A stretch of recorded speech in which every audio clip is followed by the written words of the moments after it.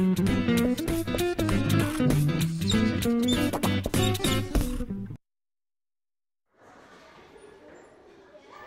of the issues for students with dyslexia is that they can often feel embarrassment about their learning difficulty. The question for teachers is what they can do to raise self-esteem.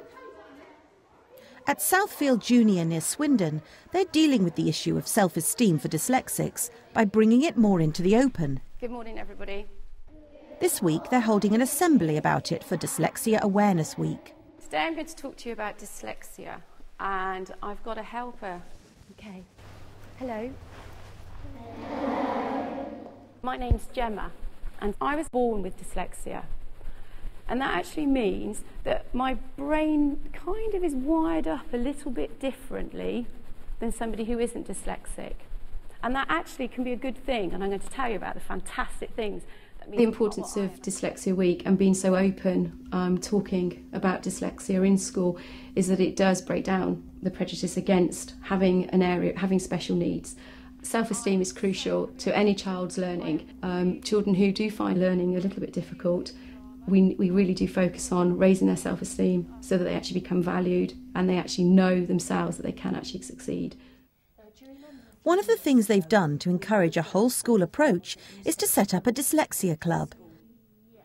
Special Educational Needs Coordinator Janet Faulkner offers pupils like Sophie and Samuel a place to air their problems and gives them learning tools for the classroom. All along the line with dyslexic children, if you can focus on what they feel they need, then they've got the motivation to work at it and really open up and discuss the things that are troubling them, that often they just keep under wraps most of the time.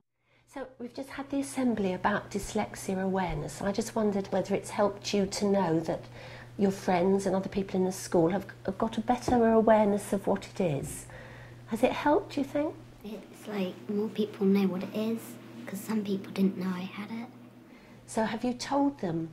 Do they know that you've got dyslexia? I think the more they bottle things up and feel it's a no-go area, the harder it is to even face up to the facts themselves. And I think once they've heard themselves saying things and admitting to having a difficulty, then they're halfway to solving it themselves. What about you, Samuel? Do you think it's better for us to just carry on supporting you like we do without having to tell them you're dyslexic? Yeah. Is that the best way for you? And that's okay too, isn't it? Yeah. Right, now, do you remember a few weeks ago? It's good to come here because, like, in the classroom and some I don't know the answer and the other people do. It's a bit like you're a bit embarrassed because everyone's got their hands up and I haven't. So that things might be a bit easier for you. And the first one was not always knowing the answers when your friends do. Now, does everybody always know all of the answers? No. So do you think you're worse than anybody else? No. No, we all make mistakes and get things wrong. You don't just have to be dyslexic to get things wrong. So I think we need to think about the things you get right. The group can be used to help them to understand that dyslexia isn't sort of an excuse either, that they need to face the fact that often other children can't answer questions, and that is just part of life. So it's getting the balance between what is a dyslexic natured or type of problem and what is just children and growing up and life. I think confidence is important, so you don't feel so ashamed you are dyslexic and you don't feel left out with other people. So we're beginning to solve some of your problems, aren't we? I think once you've helped them to realise that they can achieve things, it is a sort of a cycle, it's a self-perpetuating thing whereby they then boost their self-esteem because they know that they can do something about it. So could you use your whiteboard to jot down some of your ideas? Yeah. So that you could put them together?